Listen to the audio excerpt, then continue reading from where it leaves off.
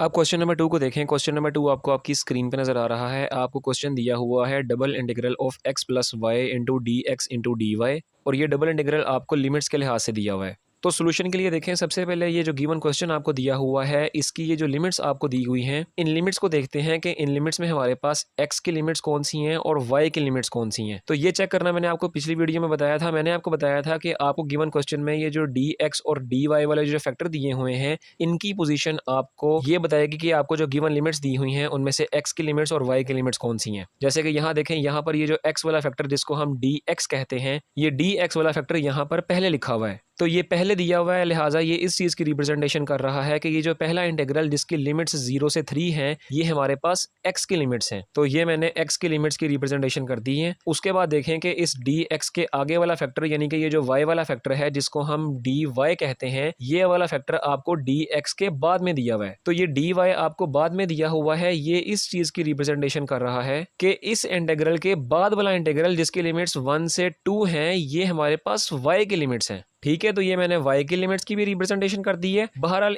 इन dx और dy की positioning से आप ये चेक कर सकते हैं कि आपको x की लिमिट्स कौन सी दी हुई हैं और y की लिमिट्स कौन सी दी हुई हैं। अब आगे सिंप्लीफिकेशन शुरू करते हैं। देखें, मैंने पिछली वीडियो में आपको बताया था कि डबल इंटीग्रल को हम किस तरह सिंप्लीफाई करेंगे, कि सबसे पहले ये जो दरमियान वाला इंटीग्रल है, सबसे पहले हम इसको सिंप्लीफाई करेंगे। इसका जो हमारे पास आंसर आएगा उसके बाद हम आगे उसको सिंप्लीफिकेशन करेंगे दूसरे इंटीग्रल के साथ। तो यहाँ देखें, यहाँ पर ये जो दरमियान वाला इंटीग्रल है, इसका फंक्शन हमें दिया हुआ है x प्लस वाई, यानी कि ये जो फंक्शन है इसमें मजीद दो फंक्शन आ रहे हैं, एक x और एक y।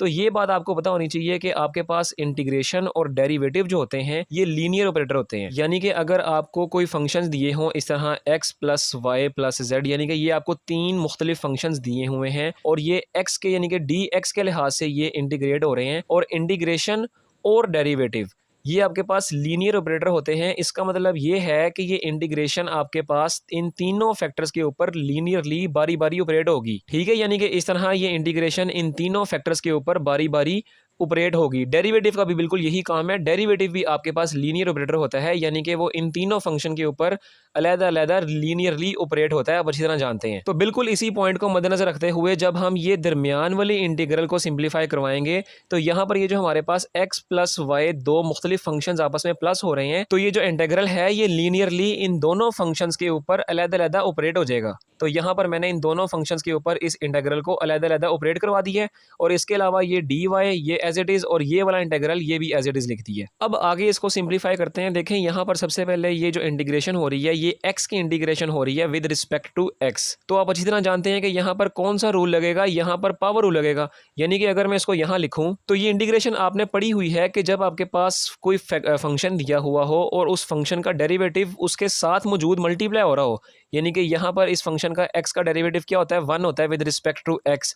तो यहाँ पर अगर आप गौर से देखें तो 1 पड़ा हुआ है। ठीक है, तो ये आप अच्छी तरह जानते हैं कि जब किसी फंक्शन का डेरिवेटिव उसके साथ मौजूद होता है तो उसकी इंटीग्रेशन कैसे करते हैं कि उस फंक्शन की जो भी पावर होती है उसमें आप 1 प्लस कर देते हैं और उसी पावर के साथ आप उस फंक्शन को डिवाइड कर देते हैं। तो बहरहाल यही रूल यहाँ पर हम इस्तेमाल करेंगे। देखें, यहाँ पर x है, इसकी पावर है 1 और x का डेरिवेटिव साथ मौजूद है, लिहाजा यहाँ इसको इंटीग्रेट करते हैं कि x की पावर जो 1 है इसमें मजीद 1 प्लस कर देंगे, और ये जो 1 प्लस 1 बन रहा है इसी को इससे डिवाइड कर देंगे। देखें, 1 प्लस 1 2 होता है, लिहाजा ये 2 से डिवाइड हो जाएगा, और जो लिमिट्स हैं हमारे पास वो इन बार लाइंस में 0 से 3 कुछ यूं लिखी जाएंगी। अब आगे इस इंटीग्रेशन को देखते हैं। तो यहाँ पर देखें, यहाँ पर आपके पास फंक्शन है y और ये x के लिहाज से इंटीग्रेट हो रहा है। तो y तो x के लिहाज से इंटीग्रेट होते वक्त y कांस्टेंट रहेगा, लिहाजा ये बाहर आ जाएगा। तो ये y हम यहीं पे बाहर ले आए हैं और यहाँ पर पीछे क्या बच जाएगा, पीछे हमारे पास 1 बच जाएगा।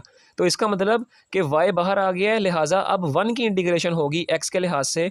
तो 1 की इंटीग्रेशन x के लिहाज से आपके पास क्या जवाब आएगा, सबसे पहले ये y जो बाहर आ गया ये एज इट इज रहेगा, और 1 की integration with respect to x, इसका आपके पास x ही जवाब आएगा। ठीक है, और ये जो लिमिट्स हैं ये आपके पास इन बार लाइंस पे 0 से 3 कुछ यूं बन जाएंगी, और इनके अलावा ये इंटीग्रल और ये dy बिल्कुल एज इट इज रहेगा। अब आगे इसको मजीद सिंप्लीफाई करते हैं। देखें, सबसे पहले यहाँ पर x की पावर 1 प्लस 1 तो ये 2 हो जाएगा, लिहाजा वो मैंने यही लिख दी है। अब लिमिट्स अप्लाई करते हैं। देखें, लिमिट्स कैसे अप्लाई करते हैं कि सबसे पहले अपर लिमिट अप्लाई की जाती है। अपर लिमिट है हमारे पास 3, तो जब 3 यहाँ अप्लाई होगा तो ये हो जाएगा 3 का स्क्वायर और डिवाइडेड बाई ये वाला 2 एज इट इज, और अपर लिमिट को लोअर लिमिट से माइनस करवा कर अप्लाई करवाते हैं, तो ये आगे माइनस होगा और लोअर लिमिट हमारे पास है 0।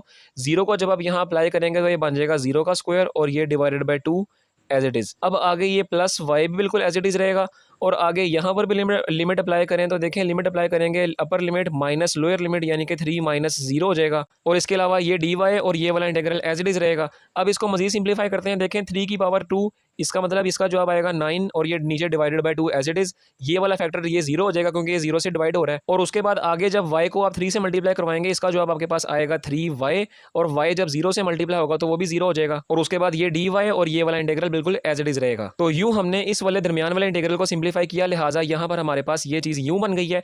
अब यहाँ पर देखें हमारे पास इंटीग्रेशन हो रही है y के लिहाज से और सिचुएशन दोबारा से वही गिवन क्वेश्चन की तरह बन गई है, यानी कि यहाँ पर भी दो मुख्तलिफ फैक्टर्स हैं और वो प्लस हो रहे हैं, लिहाजा ये अब की बारी y के लिहाज से इंटीग्रेशन करते वक्त ये वाला इंटीग्रल दोबारा से लीनियरली ऑपरेट होकर इन दोनों फैक्टर्स पे ऑपरेट होगा। तो यहाँ मैंने इस इंटीग्रल को लीनियरली इन दोनों फंक्शंस पे ऑपरेट किया और वो कुछ यूं बन गया। अब इसको मजीद सिंप्लीफाई करते हैं, देखें मजीद सिंप्लीफिकेशन के लिए देखें कि यहाँ पर आपके पास इंटीग्रेशन हो रही है y के लिहाज से। तो सबसे पहले देखें y के लिहाज से इंटीग्रेशन हो रही है, लिहाजा 9 डिवाइडेड बाई 2 ये आपके पास कॉन्स्टेंट रहेगा और ये बाहर आ जाएगा। तो इसको मैं यहीं पे बाहर ले आया हूँ, तो देखें बाहर लाने से यहाँ पर मेरे पास पीछे बच जाएगा 1 और इसके अलावा यहाँ पर भी यही काम होगा कि 3 हमारे पास कॉन्स्टेंट है, ये बाहर आ जाएगा और पीछे मेरे पास y बच जाएगा। ठीक है, अब आगे इसको सिंप्लीफाई करते हैं। देखें सबसे पहले इस इंटीग्रल में कि यहाँ पर 1 की इंटीग्रेशन हो रही है y के लिहाज से, लिहाजा इसका जवाब आपके पास क्या आएगा, y आएगा और लिमिट्स आपके पास कुछ यूं बन जाएंगी 1 से 2 और ये 9 divided by 2 as it is. और आगे देखें सबसे पहले ये 3 एज इट इज़। अब यहाँ पर y की इंटीग्रेशन हो रही है y के लिहाज से। अब मैंने आपको पीछे जो अभी फॉर्मूला बताया है यहाँ पर इस x की इंटीग्रेशन करते वक्त